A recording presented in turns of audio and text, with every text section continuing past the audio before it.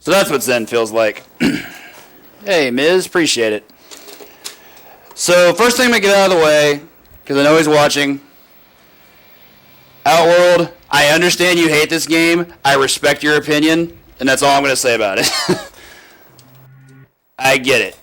This game sucks. I don't think it sucks. I played it a lot. A lot of people think it sucks, and that's certainly an opinion. This is MK Trilogy. I was mad hype for this game when it got announced.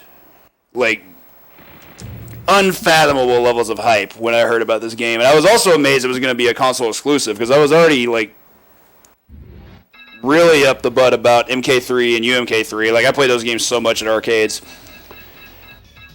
Still said PlayStation never got a UMK3 port. The Saturn did, and it's a very good port, but I still think they could have gotten one. But the vanilla MK3 port's fine. But Trilogy is kind of what just, for me, brings everything together. Haven't done legit speedruns this game in quite some time, chasing like world records and stuff. What's bad about this game? Mostly just really busted characters. They introduced so many characters that feel like they just weren't play tested at all. Like, you had classic versions of like Kung Lao and Jax, who were just insanely good. Noob Saibot and Rain are just not realistic characters at all. Baraka was way too good. Like, all 5 of those characters alone were better than the best characters in UMK3. Like, just way, way better. Most of the other introduced characters were bad. Raiden was okay. Johnny Cage is horrible in this game. Like, it's funny. He can do horribly broken stuff, and he still sucks. No. Not so much. Some are more balanced than others. I still think UMK3 is balanced instead of, like, Shiva. Anyway. So there are 2 primary speedrun categories for this game. I'm going to make sure I have it on very hard. Yeah, you want it on very hard because in any given MK speedrun, it's the only category that's acceptable. Like, you have to run it on the hardest difficulty. So we have 2 categories. We have bosses and we have no bosses. For no bosses, you can play any character that's not one of the 4 on the bottom row. So you see these 4 clowns down here for a no bosses run. You just can't mess with these 4. Play one of these, and I believe Noob is the character of choice for that. It's been a while since I've done no boss runs, and I believe Bad News Nate was the top runner of that for a good while. But I prefer the bosses run, so I'm going to be playing as Goro, because Goro's ridiculous. Find out why soon. Just remember, hashtag spin to win. Timer starts when we pick the tower, which we're going to do here at 3, 2, 1, go.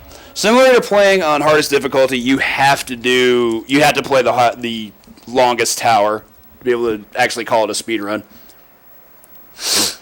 Basically, you can just write Shang Tsung off the character select screen in a CD-based MK game prior to like the PS2. There's just no reason to. So this is the primary strat. Literally spin to win. Spin is ridiculous. When timed with an enemy's wake up, it's always going to be able to hit them again. So you can just combo them to death. It takes either 6 spins or 4 spins and this punch to put them down. And there's no other boss that can do that as efficiently, just because spin is just so stupid. Like, as soon as it puts them down, you recover immediately. No other boss has something like that. I believe if you allowed bosses for competitive play, Khan is the best, but for speedrunning, it's Goro, and it's not even in question. He's obnoxious. He's so good. Spin is not unblockable. They can duck it and they can block it, but I don't mind if they block it, because I can just do it again. Lena teleported in with a foolish decision. Didn't want to throw there. I wanted to do the punch, but throw is a guaranteed kill. It just takes longer than punching them. Could do it just for the memes. You also get really good setups and endurance rounds off that. Love it when they jump kick in, and I'll explain why here in just a moment. So when an enemy does anything that's going to do chip damage to you, which Melina gave me very good luck there. She did teleport kick in the first round and a standard jump kick in the second round. That chips your health, which means you don't get a flawless, so you save time. It's also great because they set themselves up to just get killed. As you saw there with me punishing both with spin fairly easily. Until the boss and endurance rounds, there's really not going to be a whole lot to talk about. There's a couple trolley enemies, but for the most part, it's pretty subdued. Come here, you look delicious. Unfortunate that Ermac didn't try to hit me there. Flawless victory. Also, for anyone that was ever able to play it, the PC version of this game is amazing.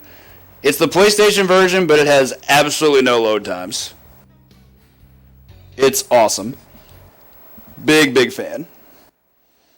It's unfortunate it was taken down, though. It was actually available on Steam for probably about a year, I think, and that's how I got hooked up with it. I got it gifted. But unfortunately not available anymore, and that sucks because it's super duper fun. Reptiles generally not too much of an issue. I won't love it if he slides in because that won't hit me. Like, it puts him on me so I can kill him, which is nice. But since the slide goes low and Goro doesn't really have a very big hitbox below his knees, he's not going to take damage. Gonna block. That works. That was an input drop through and through, but I still took a hit off of it, so I'm happy with that. Flex on him. And Goro's got those seps, y'all. Like, look at those biceps. Looks like he's storing eggs in those things. Now, Collection and Trilogy are not the same thing. Collection is 1, 2, and UMK3. It's still around, yeah. There are people that still have access to it. I don't think there's that many people that run it, per se, but I could be wrong. I also love the use of the classic stages. When they go back to the MK1 and MK2 stages, big fan. Deadpool's a particularly cool looking one. Come on, Jade. Honestly, through all of the balance problems, my least favorite thing in MK Trilogy is honestly the aggressor meter. It just is not a thing that should have ever been a thing. So what the aggressor meter does is it rewards you for being aggressive, even if you're not being good. Like, it just rewards you for just going in and just hitting buttons and making sure they make contact. Once your aggressor meter is full, I believe you definitely do more damage, and I think you also get infinite run meter for like a period of time. It's just not a good mechanic to have in a fighting game, not in my opinion anyway. I also haven't determined what causes Spin to sometimes plow through them as opposed to just knocking them down. I think they have to jump, but I really don't know.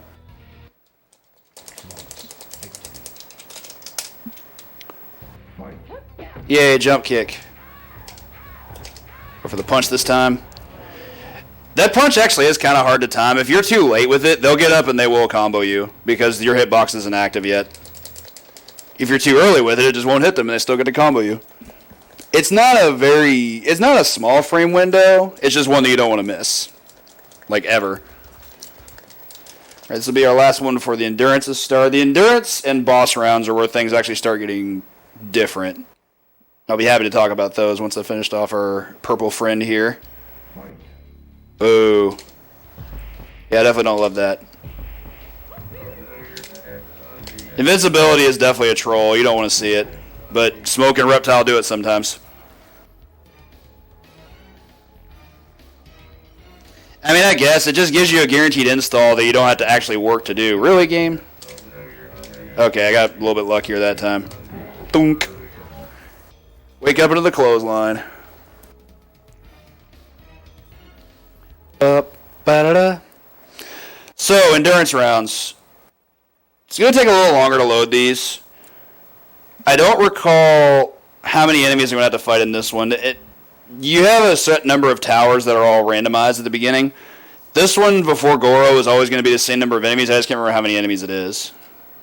About to find out, though. Oh, it's the double jacks round? Nice. This is actually ideal. We go for the throw. Reason I do that is because that puts the second enemy right on top of me where I can just spin him out of thin air. Like, it's a super good strat to use for endurance rounds, I think. I don't know if it's the actual fastest, but Landing the spin when you've done anything else is actually kind of tricky.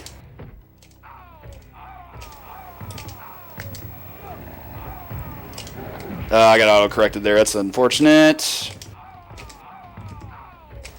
I wanted to be fun. Y'all are no fun. Fun police. I was really hoping to land the uppercut on his wake up. The scream that enemies emit when you uppercut them with Goro is hilarious. It's essentially the same as their death scream during a fatality. Just love hitting it. It's so goofy. So anyway, that's our strat for endurance rounds.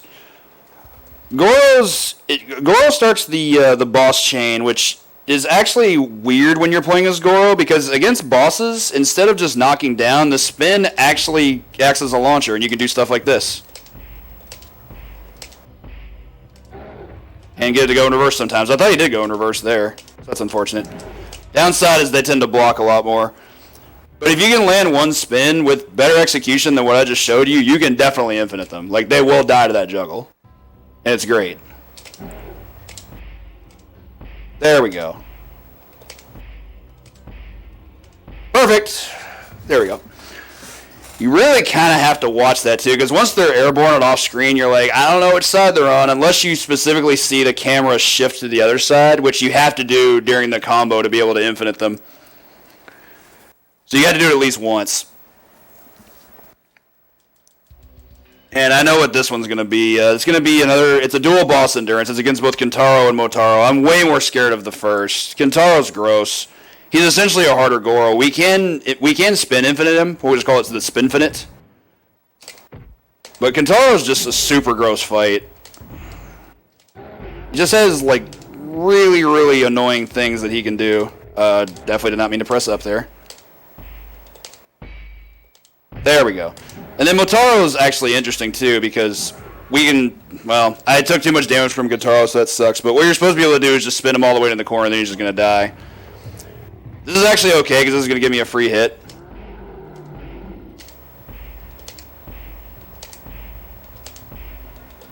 There we go. Oh yeah, the spin has a favorable hitbox against his tail, which I always thought was really funny. So once you get him in the corner, you can spin and then punch, and it's like 40% damage.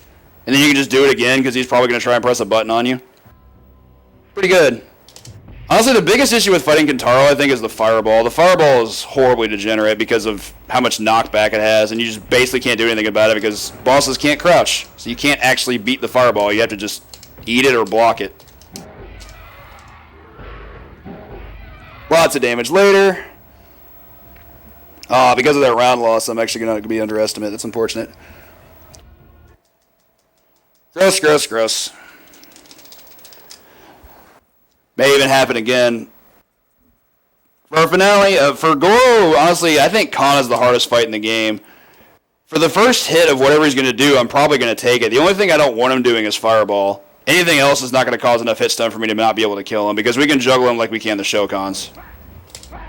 Sometimes stuff like that happens, and that's really good. Neat. So yeah, Khan's just random. If he opens with Fireball and wants to do nothing but throw fireballs, I can't win.